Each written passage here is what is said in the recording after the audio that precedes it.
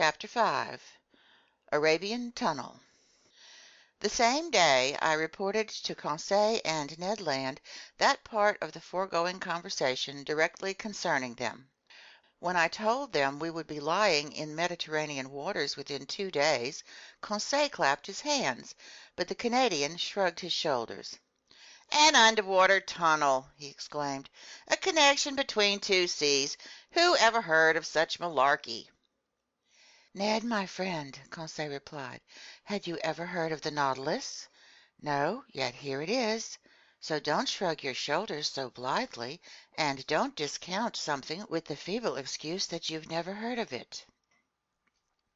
"We'll soon see," Ned Land shot back, shaking his head. "After all, I'd like nothing better than to believe in your captain's little passageway, and may heaven grant it really does take us to the Mediterranean." The same evening, at latitude 21 degrees 30 minutes north, the Nautilus was afloat on the surface of the sea and drawing nearer to the Arab coast. I spotted Jeddah, an important financial center for Egypt, Syria, Turkey, and the East Indies. I could distinguish with reasonable clarity the overall effect of its buildings, the ships made fast along its wharves, and those bigger vessels whose draft of water required them to drop anchor at the port's offshore mooring. The sun, fairly low on the horizon, struck full force on the houses in this town, accenting their whiteness. Outside the city limits, some wood or reed huts indicated the quarter where the Bedouins lived. Soon Jeddah faded into the shadows of evening, and the Nautilus went back beneath the mildly phosphorescent waters. The next day, February 10, several ships appeared, running on our opposite tack. The Nautilus resumed its underwater navigating, but at the moment of our noon sights the sea was deserted and the ship rose again to its waterline. With Ned and Conseil I went to sit on the platform. The coast to the east looked like a slightly blurred mass in a damp fog. Leaning against the sides of the skiff, we were chatting of one thing and another, when Ned Land stretched his hand toward a point in the water, saying to me, "See anything out there, Professor?" "No, Ned," I replied, "but you know I don't have your eyes." "Take a good look," Ned went on. "There, ahead to starboard, almost level with the beacon. Don't you see a mass that seems to be moving around?" "Right," I said, after observing carefully. "I can make out something like a long, blackish object on the surface of the water." "A second Nautilus?" Conseil said. "No," the Canadian replied. "Unless I'm badly mistaken, that's some marine animal." "Are there whales in the Red Sea?" Conseil asked. "Yes, my boy," I replied. "They're sometimes found here." "That's no whale," continued Ned Land, whose eyes never strayed from the object they had sighted. "We're old chums, whales and I couldn't mistake their little ways." "Let's wait and see," Conseil said. "The Nautilus is heading that direction, and we'll soon know what we're in for." In fact, that blackish object was soon only a mile away from us. It looked like a huge reef stranded in mid-ocean. What was it? I still couldn't make up my mind. "Oh, it's moving off! It's diving!" Ned Land exclaimed. "Damnation! What can that animal be? It doesn't have a forked tail like baleen whales or sperm whales, and its fins look like sawed-off limbs." "But in that case," I put in. "Good Lord!" the Canadian went on. "It's rolled over on its back, and it's raising its breasts in the air." "It's a siren," Conseil exclaimed. "With all due respect to master, it's an actual mermaid." That word siren put me back on track, and I realized that the animal belonged to the order Sirenia, marine creatures that legends have turned into mermaids, half woman, half fish. "No," I told Conseil, "that's no mermaid. It's an unusual creature of which only a few specimens are left in the Red Sea. That's a dugong." Order Sirenia, group Pisciforma, subclass Monodelphia, class Mammalia, branch Vertebrata, Conseil replied. And when Conseil has spoken, there is nothing else to be said. Meanwhile, Ned Land kept staring. His eyes were gleaming with desire at the sight of that animal. His hands were ready to hurl a harpoon. You would have thought he was waiting for the right moment to jump overboard and attack the creature in its own element. "Oh, sir," he told me in a voice trembling with excitement, "I've never killed anything like that." His whole being was concentrated in this last word. Just then Captain Nemo appeared on the platform. He spotted the dugong. He understood the Canadian's frame of mind and addressed him directly. "If you held a harpoon, Mr. Land, wouldn't your hands be itching to put it to work?" "Positively, sir." "And just for one day, would it displease you to return to your fisherman's trade and add this cetacean to the list of those you've already hunted down?" "It wouldn't displease me one bit." "All right, you can try your luck." "Thank you, sir," Ned Land replied, his eyes ablaze. "Only," the captain went on, "I urge you to aim carefully at this animal in your own personal interest."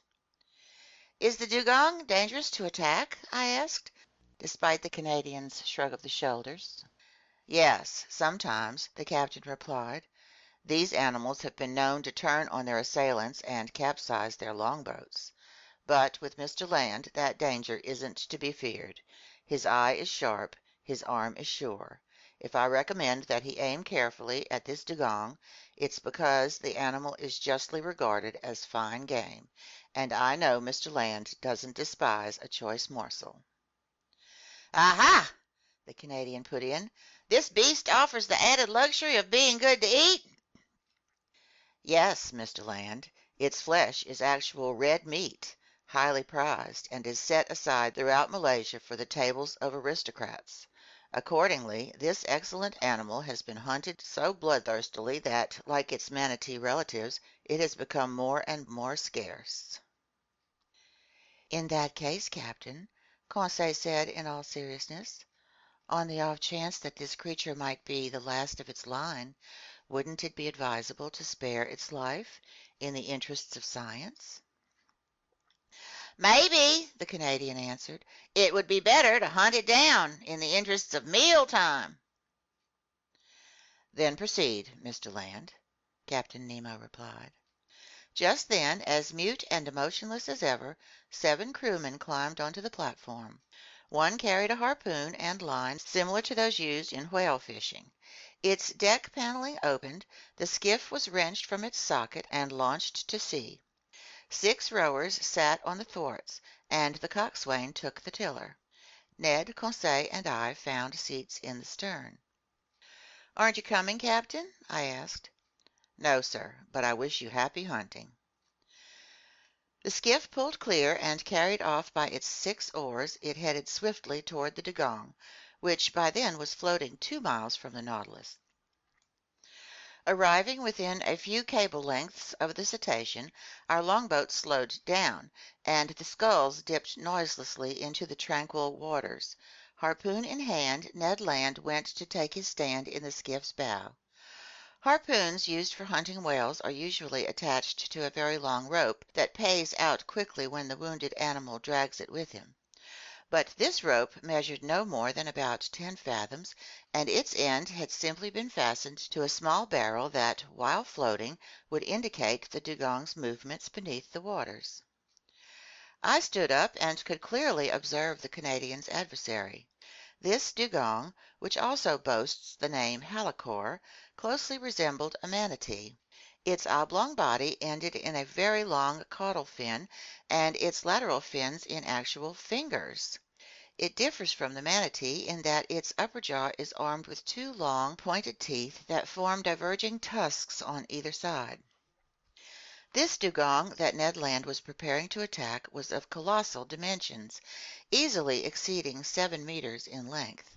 It didn't stir and seemed to be sleeping on the surface of the waves, a circumstance that should have made it easier to capture.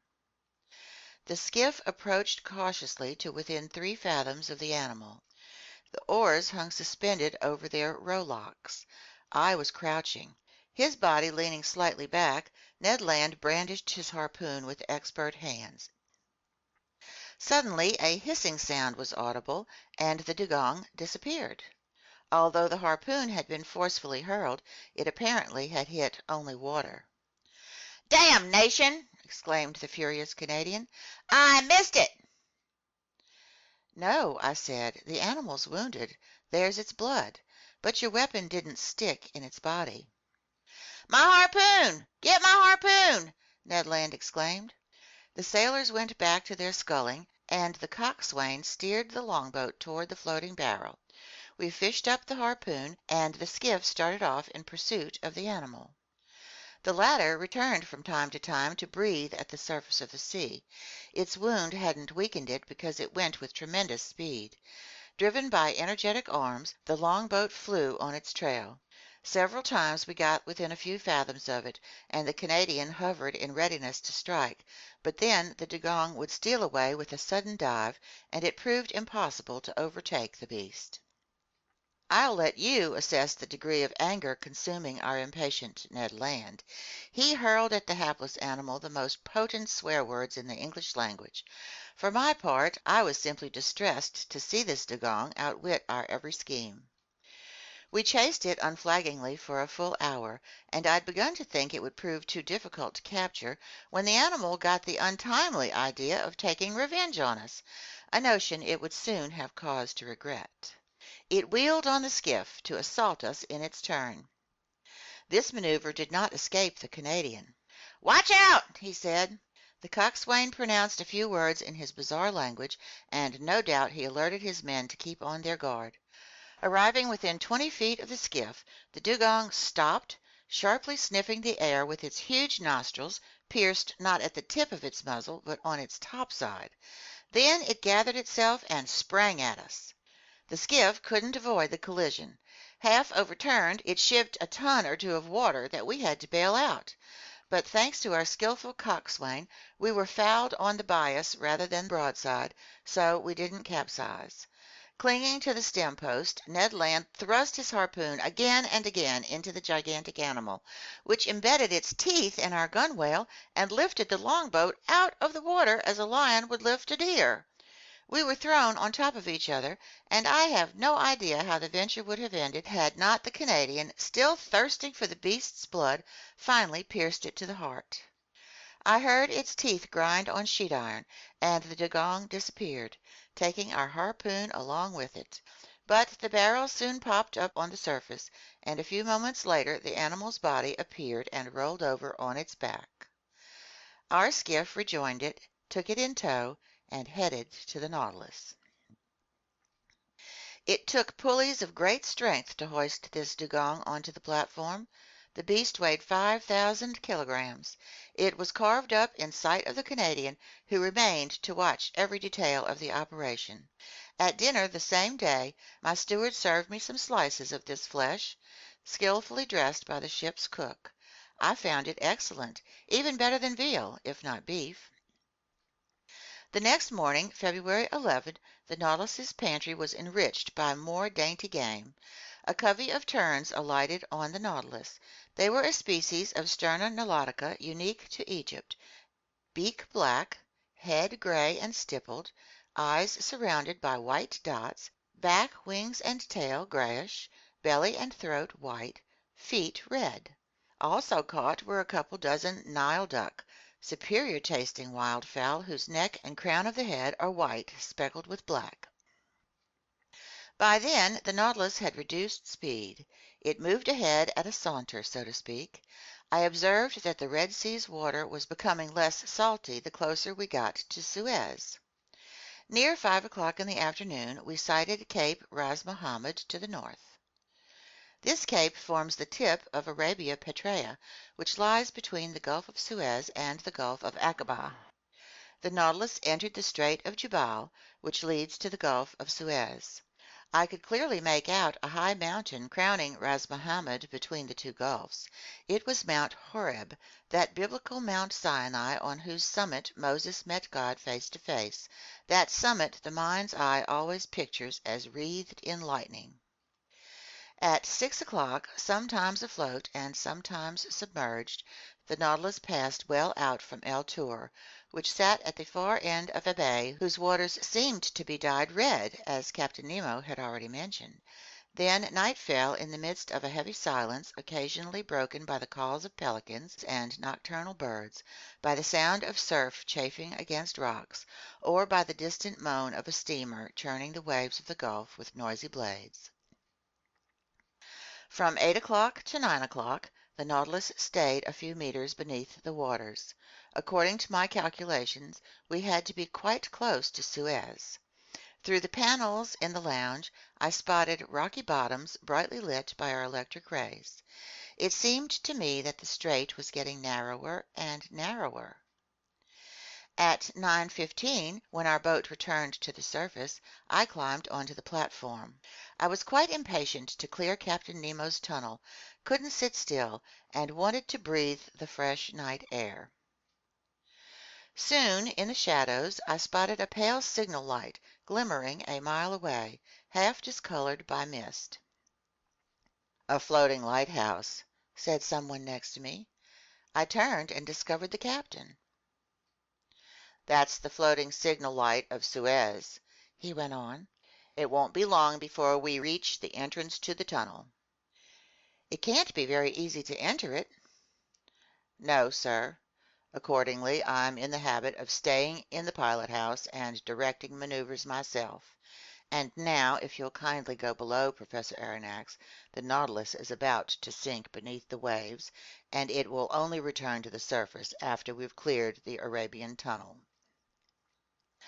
I followed Captain Nemo. The hatch closed, the ballast tanks filled with water, and the submersible sank some 10 meters down. Just as I was about to repair to my stateroom, the captain stopped me. "Professor," he said to me, "would you like to go with me to the wheelhouse?" "I was afraid to ask," I replied. "Come along, then.